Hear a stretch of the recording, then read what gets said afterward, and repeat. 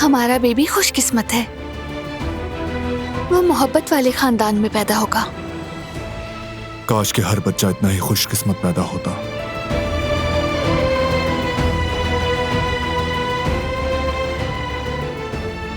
मैंने एक फैसला किया है बारान,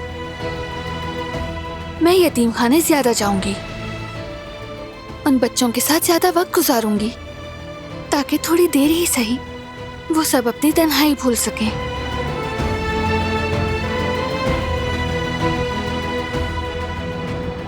अच्छा फैसला है, मुझे तुम पे फख्र है। लेकिन तुम वहां अकेली नहीं जाओगी दिलान कराबे, मैं भी तुम्हारे साथ चलूंगा। उन बच्चों से हम दोनों मोहब्बत करेंगे, दोनों शफकत का साया करेंगे, जैसे वो हमारे ही बच्चे हों। हम मिलकर कोशिश करेंगे कि उनकी तन्हाई भुला दें। जबरदस्त होगा।